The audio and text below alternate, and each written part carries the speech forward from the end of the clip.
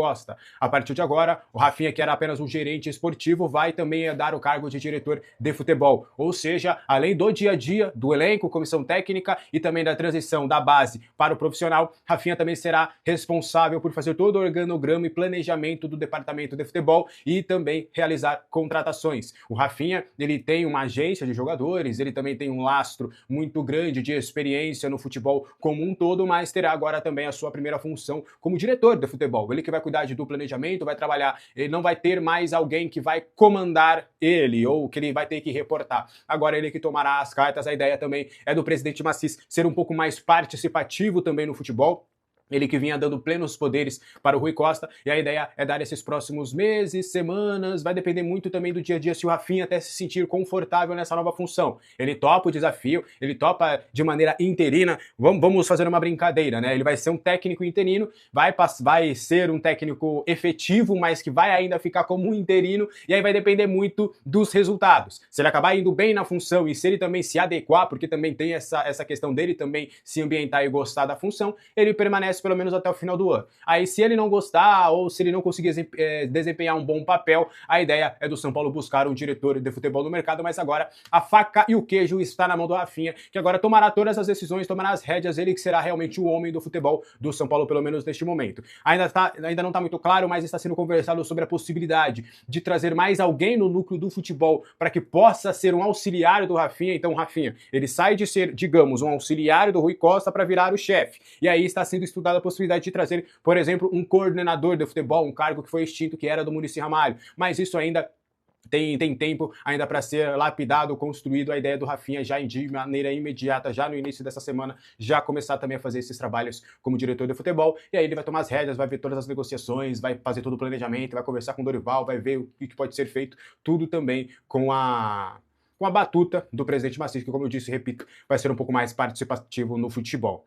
O São Paulo pode voltar às negociações com o Domingos Duarte? A resposta é sim, mas depende. Eu vou explicar alguns detalhes. O São Paulo tinha negociado com o Domingos Duarte, o staff do jogador não tinha gostado muito do que tinha sido feito durante as tratativas, e era um nome que o São Paulo tratava como plano A e um plano interessante para ser titular do São Paulo. Ele ainda não fechou com nenhum clube, ainda está livre no mercado. Mas, do que a gente tem de apuração, o Rui Costa ele chegou a enviar a terceira proposta ao Hoffenheim para fechar com o Arthur Chaves. Então a ideia do São Paulo é tentar essa última proposta ao Arthur Chaves. Se não rolar essa proposta ao Arthur Chaves, aí sim o São Paulo iria novamente tentar fazer uma nova rodada de negociações com o Domingos Duarte. Vocês vão lembrar que eu comentei isso. Eu falei, o São Paulo desiste da contratação do Domingos Duarte, mas por enquanto, não descarto retomar as conversas e realmente isso pode acontecer. Mas a priori, houve uma inversão. Se o Domingos Duarte era o plano A e o plano B era o Arthur Chaves, agora houve essa inversão. Vão continuar as negociações e as tratativas que agora serão conduzidas pelo Rafinha, só que nessa questão do Arthur Chaves, o Rafinha teve uma boa participação, porque ele tem uma boa relação com o Nassif, que é o empresário do Arthur Chaves, então ele acabou intermediando também, sendo bem participativo nessa negociação, então por isso que ele está bem a par de tudo o que acontece na negociação, das conversas, ele participou bastante, inclusive entrando em contato com o próprio Arthur Chaves e também com o Nassif. Então a ideia do Rafinha tomar para si essas conversas, ele tem uma boa entrada no futebol alemão, o que pode também facilitar um pouquinho nessas tratativas com o Hoffenheim. A expectativa é dar essa prioridade, e aí caso não feche com o Arthur Chaves, aí sim começar a observar, e aí quem sabe buscar a contratação também do Domingos Duarte. Fechou?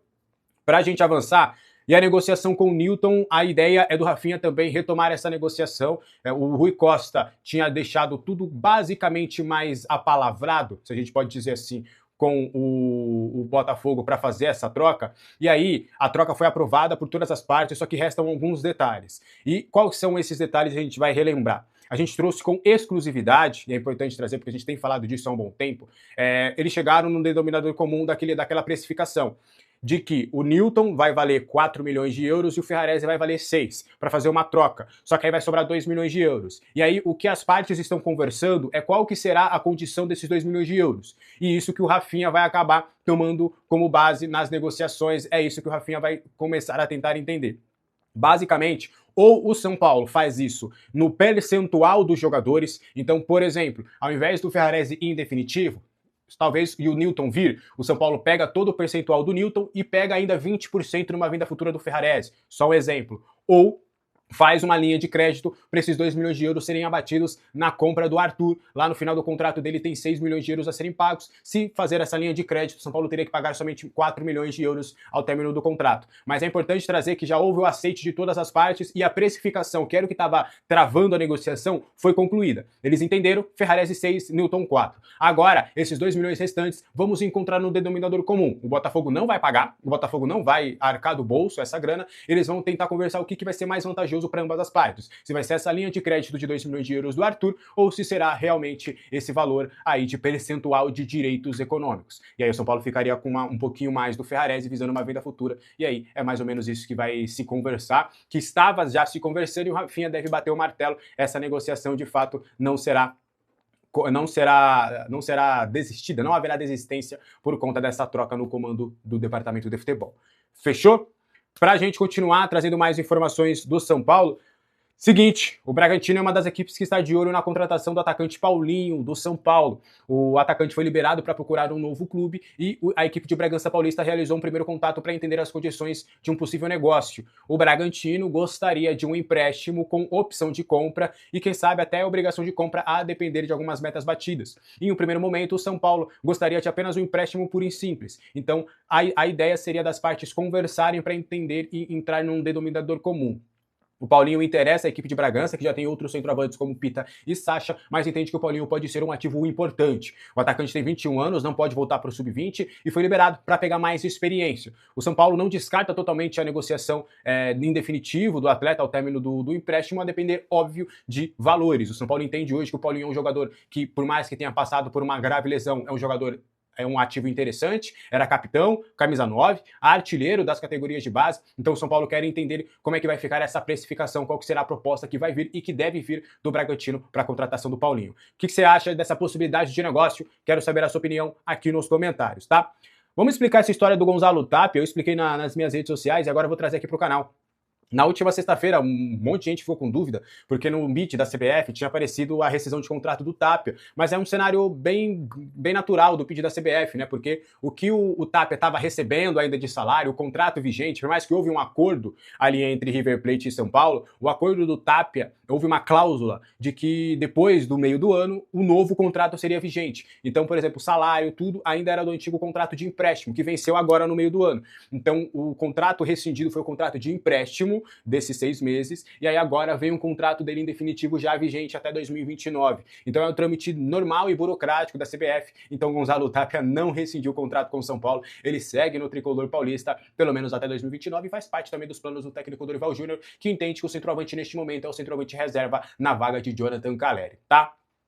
Tem mais informações pra gente trazer. Vamos trazer algumas informações rápidas de bastidores, tá? O Mike voltou a treinar com o grupo, tá? Tá treinando normalmente com os companheiros. A gente trouxe com exclusividade que haveria uma conversa com o técnico Dorival Júnior. Essa conversa aconteceu e o Mike está reintegrado ao elenco profissional. O São Paulo, na verdade, ele evita falar veementemente. Não, ele voltou totalmente, tá integrado. Mas ele tá treinando com o grupo, isso é um fato. Então, por mais que oficialmente o São Paulo ainda não trate do Mike como uma reintegração, o Mike tá treinando com os companheiros. Então, realmente é só uma questão, acho que até é um test drive, né? Ó, Mike, você vai treinar com o grupo, vamos acompanhar a sua evolução, mas se você não for bem, talvez você volte a treinar separado. Mas a expectativa é de que não, que ele continue treinando com o grupo, que ele trabalhe normalmente, que ele possa continuar trabalhando normalmente com o elenco profissional. O goleiro João Pedro também já começou a treinar com o grupo, tá? O jovem completou agora, e ele vai completar os treinamentos. São Paulo gosta de trabalhar com 4 goleiros trabalhando no dia a dia no CT. Então o São Paulo vai trabalhar com o Rafael Coronel, o Felipe Prez e também o João Pedro. E aí esses 4 goleiros serão os oficiais agora que vão sempre trabalhar ali na Barra Funda. E para fechar, o Lucas voltou a participar das atividades com os companheiros, tá? Ainda bem longe, né, da possibilidade de voltar aos campos, mas o Lucas realmente tem trabalhado já com o grupo, fazendo algumas das atividades, né? Daquelas atividades mais leves, sem contato, corrida, aquecimento, essas questões, tá? Ele ainda precisa passar realmente por um processo bem importante de recuperação para voltar a estar ativa, para poder estar realmente disponível para o técnico Dorival Júnior. A expectativa dele estar de volta lá para novembro, que é quando completa-se ali 6 meses da recuperação do prazo mínimo, mas ele já tem feito alguns trabalhos e é uma questão muito interessante, porque isso traz o jogador num período importante para ele começar a ter contato com o restante do grupo. Beleza? Então acho que a gente fechou. Bom, o Rian Francisco está de volta ao elenco profissional do São Paulo. A diretoria tricolor já tinha planejado o seu retorno ao CT da Barra Funda. Ele chegou a atuar na penúltima partida do Sub-20 do São Paulo, mas ontem contra o Flamengo, Rian não foi relacionado, assim como João Pedro, Igor Felisberto, Osório, Isaac e Luca, que voltaram do Sub-20 para integrar o time profissional. Rian Francisco está com 19 anos de idade, voltou recentemente de uma grave lesão, voltou no começo deste ano e desde que se recuperou, ele ficou no Sub-20, né? A ideia era dar ritmo de jogo para o jovem, para depois ele voltar para o time principal. O atacante ainda é considerado uma das grandes joias de Cotia dos últimos anos. A torcida tricolor tem muita expectativa em cima do Rian pelo time principal, né? Pro time profissional. O Rian fez 16 jogos e marcou 3 gols. O clube avalia que a ausência do Rian na pré-temporada por conta da lesão grave que ele sofreu no ano passado acabou que atrapalhando a readaptação do jovem ao elenco profissional, o que para mim é uma desculpa mais do que esfarrapada, não faz o menor sentido isso, até porque se você quer que ele se adapte ao elenco profissional, ao time profissional, você tem que deixá-lo no time profissional. Você não consegue adaptá-lo ao time profissional colocando ele para jogar com o Sub-20. Então é uma desculpa extremamente esfarrapada dessa diretoria que prefere priorizar o André Silva e o Tapia ao invés de focar aí no crescimento do Rian Francisco, né?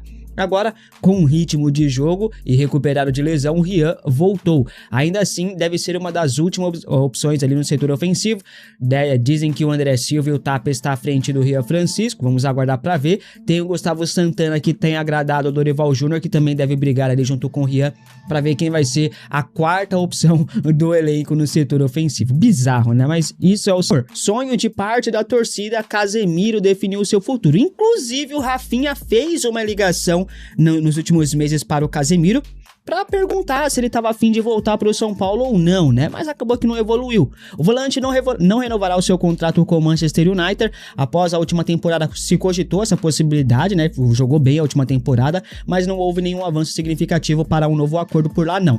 E de acordo com o jornalista Fabrício Romano, Casemiro será jogador do Inter Miami da Major League Soccer dos Estados Unidos. Após fazer história ao lado do Cristiano Ronaldo no Real Madrid, Casemiro vai jogar ao lado de Lionel Messi. Muitos torcedores do São Paulo pediam a volta de Casemiro no tricolor.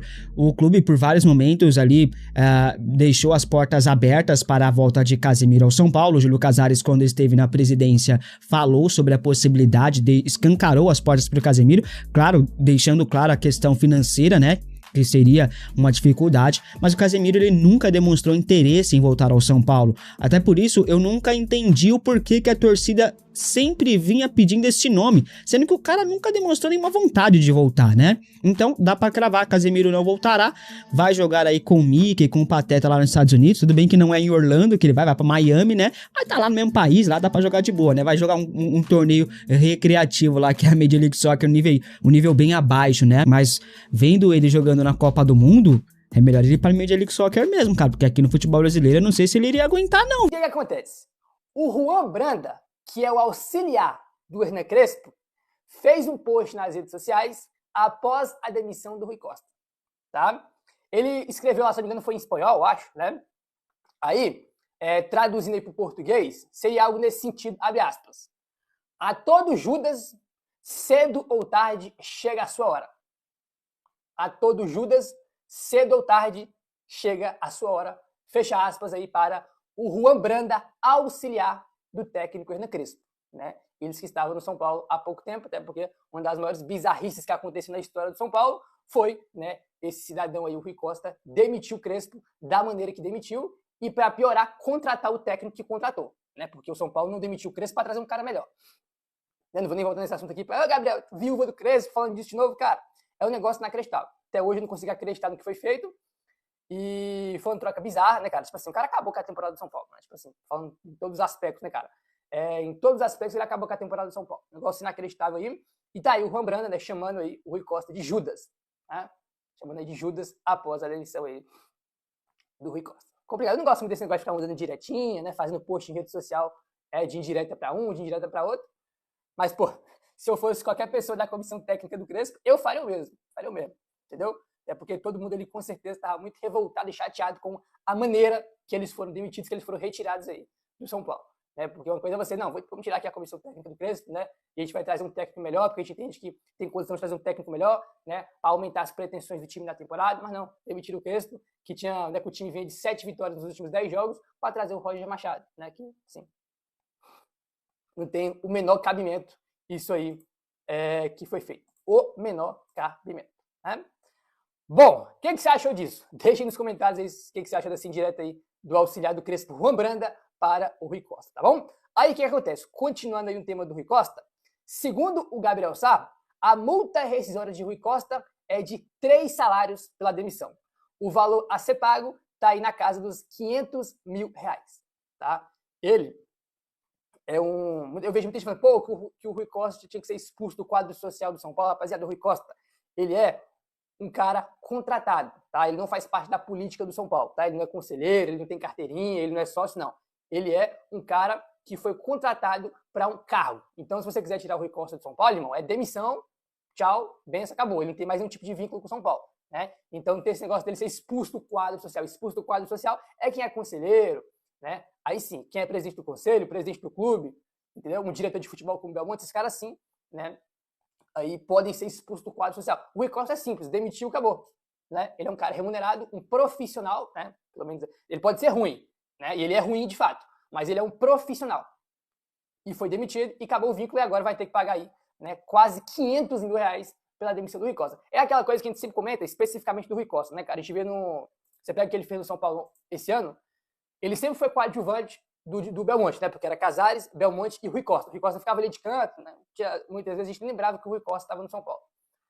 Aí depois o Rui Costa ganhou mais protagonismo depois que o Belmonte saiu. Então o Rui Costa, irmão, ficou grandão, protagonista, tomando decisão, aparecendo toda hora, virou o cara do futebol de São Paulo. Ele literalmente mandava e desmandava no futebol de São Paulo.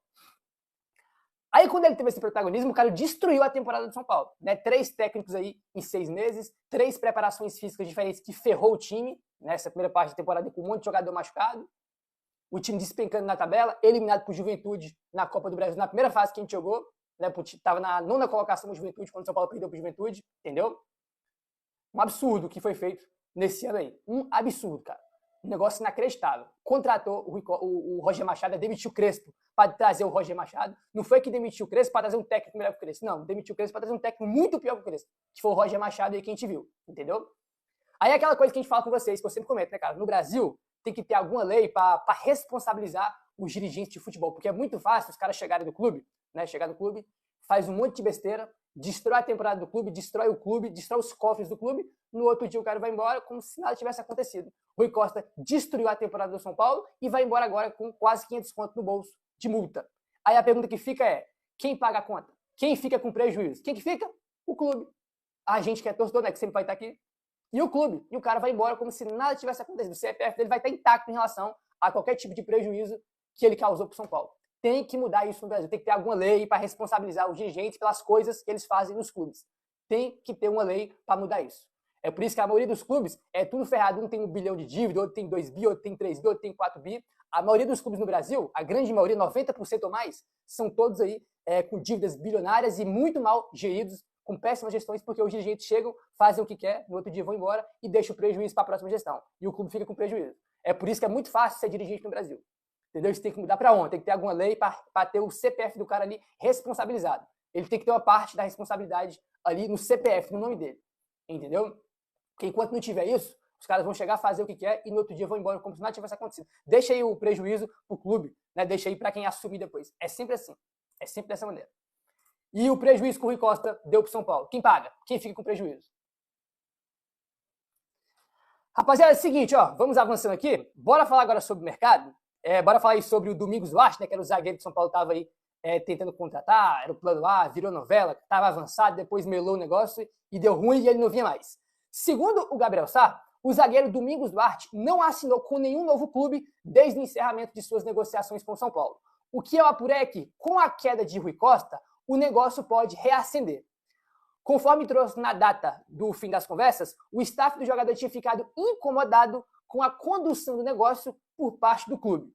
A conversa era conduzida pelo Rui Costa, tá bom? Então, com a saída agora do Rui Costa, que como eu falei, ele que mandava no futebol de São Paulo, ele que conversava, que negociava, com a saída agora do Rui Costa, o São Paulo pode aí, né, reacender essas negociações para contratar o Domingos Duarte. O que eu falei com vocês ontem, depois da demissão do Rui Costa? Eu falei, rapaziada, a partir de agora, tudo muda. O Rui Costa mandava e desmandava no futebol do São Paulo. Quem assumir agora esse cargo aí de executivo, de diretor de futebol do São Paulo, quem assumir vai continuar mantendo o modelo de negócio de não contratar jogador pagando... E jornalista que tem canhão muito grande, principalmente em rede social, falando que, olha só o que o São Paulo fez na surdina da janela sobre o Tapia, que está na pausa da Copa, etc. Meus amigos, vamos lá.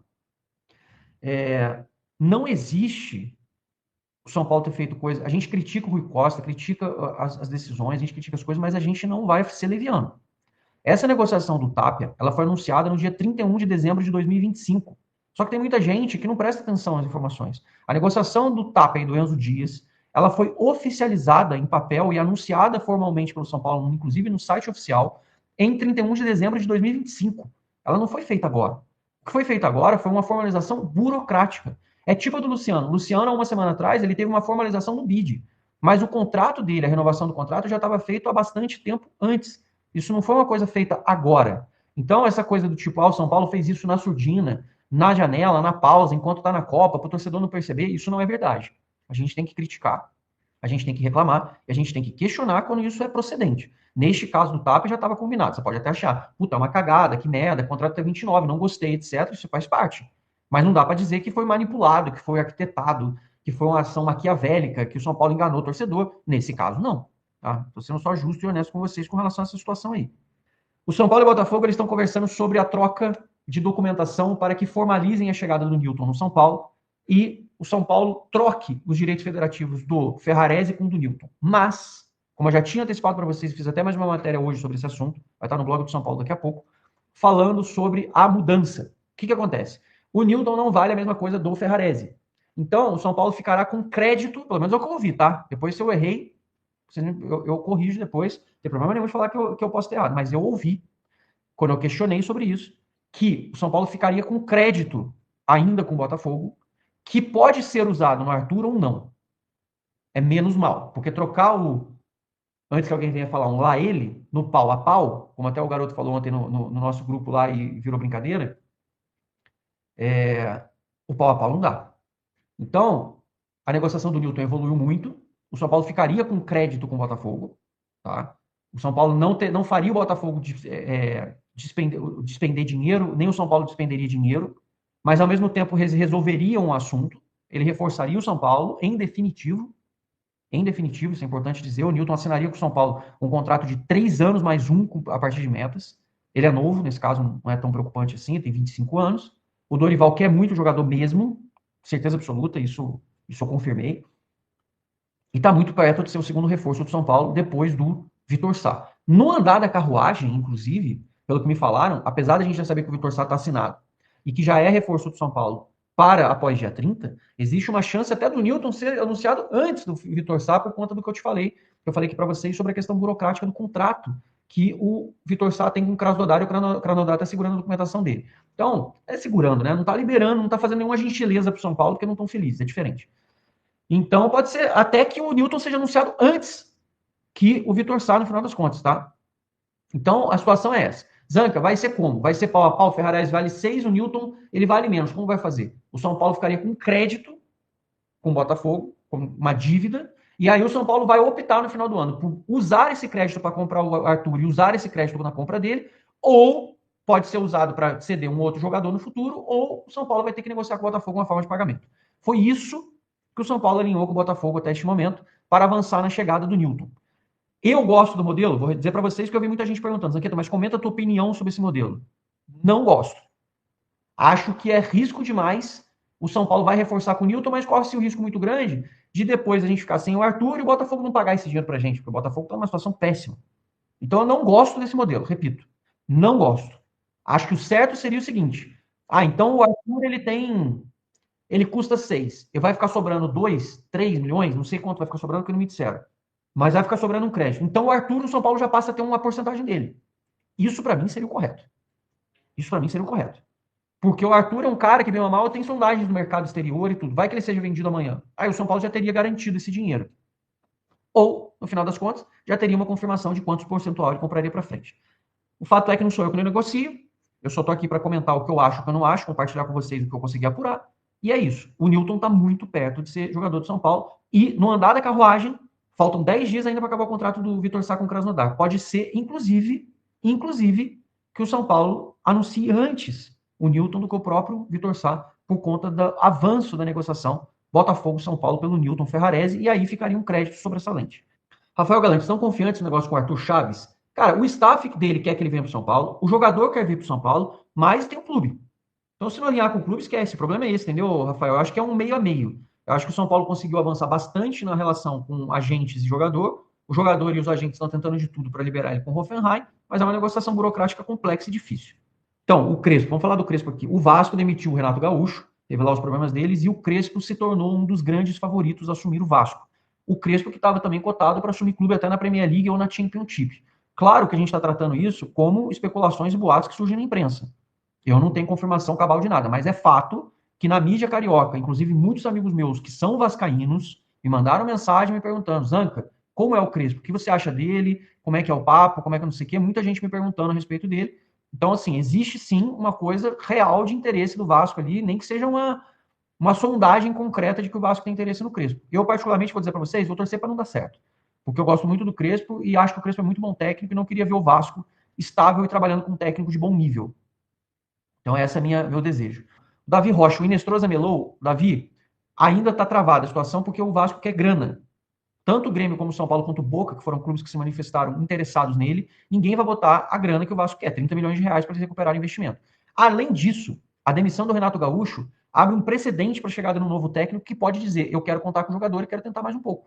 Então isso muda um pouco o cenário no Vasco, a situação está paralisada, não está nem avançando nem travada, não tem negociação em andamento, o São Paulo já tem um interesse formal, não fez proposta, mas a situação está totalmente travada. Beleza? E aí nós temos no Fortaleza o Mailton, que é um lateral direito que estava voando no Chapecoense. O São Paulo bateu um rolo com o Metalist lá, perdoando quase 5 milhões de reais que envolvia o nome do Paulinho Boia quando foi vendido. O São Paulo paga quase 5 milhões no Mailton e manda o cara embora para o Fortaleza emprestado. Só que agora, o que está impactando? O São Paulo tem o Moreira, que tem histórico incrível de lesão. O São Paulo tem o Igor Felisberto, que não subiu profissional praticamente ainda. E o Mike, que está com o pé e meio fora do São Paulo. É só Lucas Ramon, ele machuca, vai improvisar jogador ali. Então tem que ter o Mailton aqui no São Paulo. Já que nós não temos a grana para contratar aos montes, sair por aí contratando, vamos pegar pelo menos o que é nosso. Pegar o Mailton de volta, colocar ele aqui no Morumbi e fazer jogar.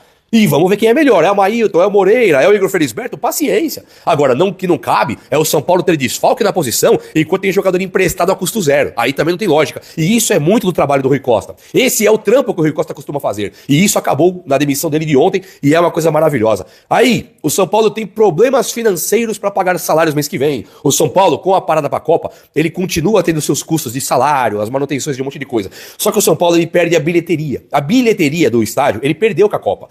Teve 15 dias aí que já não tem jogo no Morumbi, vai ter mais 15, 20 aí de Copa do Mundo. Esses dias eles estão custando não ter bilheteria. E isso impacta diretamente naquele fluxo de caixa mensal para você pagar o salário dos caras. Então o São Paulo precisa de dinheiro agora, imediatamente. E o plano é vender o Bobadilha. Esse é o plano A do São Paulo, vender Bobadilha. Até a procura pelo Newton, ela tem muito a ver com a venda do Bobadilha. E o São Paulo viu o Bobadilha na Copa do Mundo fazendo gol contra, na estreia, na largada, mas depois ele tá se encontrando gradativamente na Copa. Então, eu digo pra vocês, apesar do São Paulo mirar contratação, você fala assim, o São Paulo não tem grana pra contratar. É contratação a custo zero ou pagando igual o Marcos Antônio. Vou pagar parceladinho em 3 anos. Então as contratações chegarão. O que vai ter também é vendas pra pagar o salário dos caras que lá estão. Então vai vender aí o Bobadilha, muito provavelmente, se tiver proposta, o TT, Luca, esses caras. O São Paulo segue avaliando opções para ocupar um cargo executivo no clube. E um dos nomes que aparece entre os cotados é o do pentacampeão mundial Edmilson. Nos Estados Unidos, Harry Macis já se reuniu com o ex-jogador para discutir a possibilidade.